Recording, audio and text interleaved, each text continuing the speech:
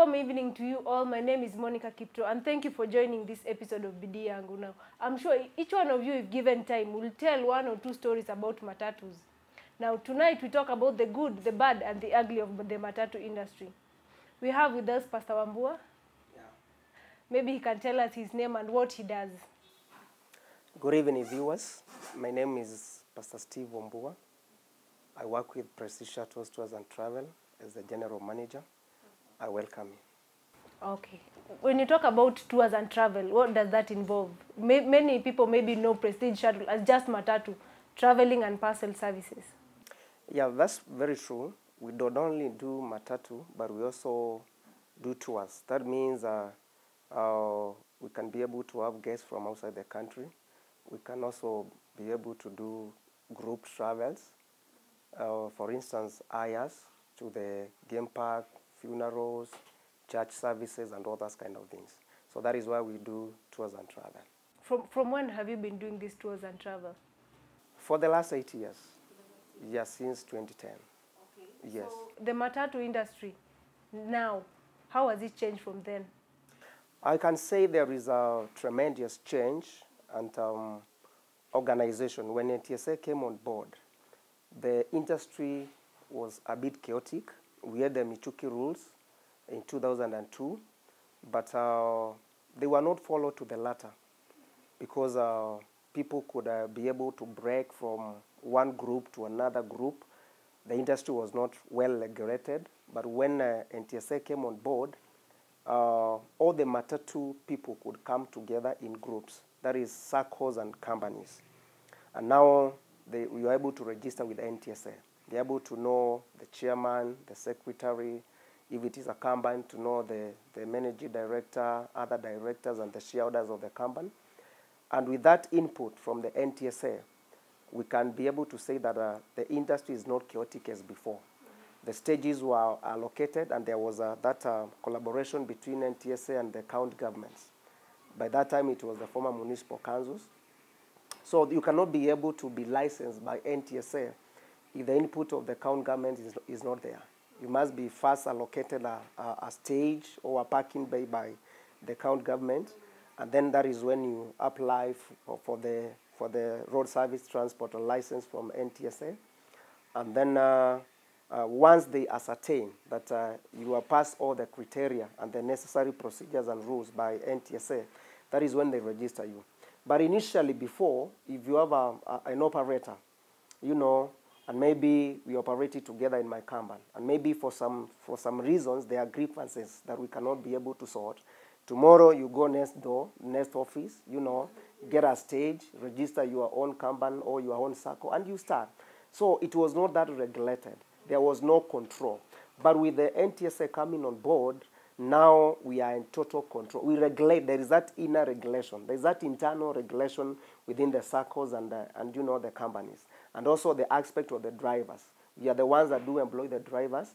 The driver will not mess in my company today, come to your company tomorrow, and have not cleared that driver.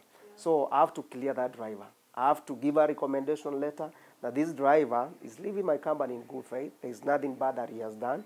It's just a change of, you know, maybe greener pastures and all that. So currently, the industry is a bit regulated. Yes. Maybe let's go back to the beginning. You said 2010. How did the company come about? It's a long journey. It's a long journey, and we thank God for the far we have come. We began with 3 vehicles in 2010, but now, for some reasons, we were in another company by that time. But due to some, you know, every person has a way you want your things done. So our chairman decided the way things are done on the other end is not the way he wants things to be done, especially on the aspect of the customer care and all that. So one of the reasons what propagated us to begin Prestige Shuttle is the aspect of the customer care. So we began with 3 vehicles by that time. Which town was that? In Nakuru. This Nakuru. And then from there? By and by, we have been able to grow. And, you know, people have seen what we have been offering on board since that time. The aspect of the customer care, integrity, transparency in the matatu industry, and that is one of the core values that has been able to help us to grow. So with the 3 vehicles, by that time, in fact, they could not get God feel in the stage. The vehicles could live maybe with 2 customers, 3 customers. We were the dominant players in the market by that time, but we were moving. The vehicles are departing with a timetable, So if we have 5 customers on board, they are sure that they'll be taken to Nairobi on time and all that. So we have been able we started Nakuru-Nairobi route by that time. But by we have been able to expand to Nairobi, Kisumu, then Nakuru, Kisumu, Mombasa, currently, Eldoret, Busia, Homa Bay, Kitale, Bungoma, and we are also thinking of expanding to other places later. Yeah, so we have been able to grow. A lot of patience-ness, challenges has been there, but God has seen us through. The aspect of customer care, how important is it so much as that a company was born out of it? Customer care is a very important aspect, not even to the matatu people alone, but also in end business. In end business, the customer care is very important. But by that time, people could be mishandled in the stage. You come to the stage, somebody carries your bag to a different car, another person carries your key to a different car. You are told the car is only 2 people are remaining. When you get in, 5 get out of the car. So that is now the aspect of the customer care. Speaking the truth and telling the customer the truth. The fluctuation of fares all the time. Today you are charging 400. Next week you are charging 600. When there is rush in the market, even you hike even to 1,000. That is not customer-oriented services. So our services are customer-oriented. And the people that are, came on board in most of our stages, most of them are young people, educated people. They know we are not in this sector because we are not learned or we do not go to school or the last option. They take it as a profession, and we have customer care attendants on every stage, they are there. And the customer has everything. Whatever you need is in the customer. Yes. So if you give the best service to the customer, and then whatever you need, you'll be able to get it. But if you downgrade the customer, look down upon the customer, you don't give them value, and by that time, people could opt to go with the personal cars. But let me tell you the truth, Monica, right now. We have big people that are using these shuttles. Matatu. Big people. Somebody parks his or her car at home. You have magistrates, you have doctors, you have lawyers, big business people. And even sometimes I see the politicians, opting to use the matatu. The MCAs, I've seen several of them, the big guys at the Kenya Police Service and all those people. Because there is now order. You are sure that you don't need to have the hassle of driving from maybe Nakuru to Kitale or Nakuru to Nairobi. Just take a shuttle, you are dropped at your convenience time. You are welcome. There's prayer before you depart. The driver introduces himself. Just the way we do at the airways. That's the same way we do here. You not say that my driver was a black tall guy. No, that's by the name. I'm Leonard. I'm your driver today. You're boarded at KC something. From here to Nairobi. We anticipate to use maybe 3 hours on all that. We engage each person, and you feel. Maybe you can take us through your daily routine. It's quite challenging, but the grace is sufficient. Number one, as a pastor, I have a morning glory every day from 5 to 6 at our church in Lanet. So it means now you need to wake up before that every day, Monday to Sunday.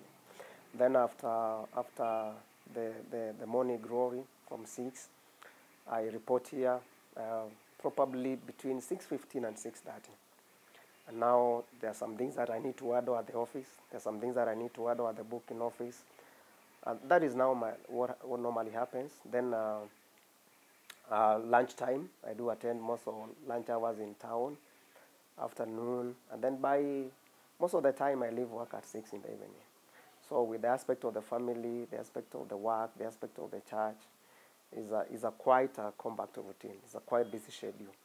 Sometimes I also need to travel to our branches just to oversee what is happening, maybe in Nairobi. Sometimes I may go even to Mombasa for 3 days or 4 days, you know, but the company has created a very conducive environment for me, such that sometimes I don't have to be strict with the working schedules, because I may have a church meeting, you know. They allow me to attend the church meeting, the midweek fellowships and all that, and even on Sundays I don't work on Sundays. So I concentrate with the ministry on Sunday from morning to evening. And any other thing that may come in, there is that room for accommodation. What would you say is the best part about this job? The best part of this job, I take it as a ministry. Let me tell you. The best part of this job, I take it as a ministry. Because I've seen people that come on board and have given their life to Christ. After the car's gotten full and you're praying, somebody says now, you prayed for us last time. You prayed for us a week ago. Can I have a talk with you? That person comes, introduces he or herself to you, and then you are able to share the word of God. I prayed for so many passengers that have given their life to Christ. So I take it as a ministry. There are people that they were going to Nairobi maybe for medication purposes. Person comes back and said, when you prayed before we departed, you know, when I went to Nairobi, they were able to cross-examine me and, you know, diagnose. But now, after some time, I'm now healed. You know, they give a testimony of what has been happening. So I don't take it as a work for the sake of what you get at the end of the day, the money, the monetary value, but it is a ministry. When you see lives that are being transformed, you know, young people coming on board, avid drivers that are born again, you know, avid stars that are born again. The driver doesn't go to Nairobi, they're not drunkard, they don't smoke, you know, their families are happy. After they come back, they take care of their family, they're able to support their family. That is the good aspect of this work. Mm-hmm. Yes. About your managerial job, how is it like working with people? How do you manage people? That is the biggest challenge. Dealing with people is not a easy thing. Even if you have references in the Bible, not even the normal professional working area, but it's not a easy thing. People have their expectations. Sometimes you are not able to meet their expectation. Some of them come when they have their own issues. You know, they are going through difficult stuffs and those kind of things. So it is not easy balancing between the expectation of the of the people that you are serving. You know, maybe your staffs and all that. It's not an easy thing, but by the grace of God, we are able to maybe address the things that in my capacity that I can be able to address them. Because there are some things that at the end of the day, you see these are spiritual matters. They're spiritual matters. You cannot be able to address them in a one day. Yeah. So with time, you know, you're able to sort things out. Yes. We are going to go on a short break, and when we come back, maybe we are going to talk about the challenges in the industry right now and what kind of policies or laws can be able to meet those challenges.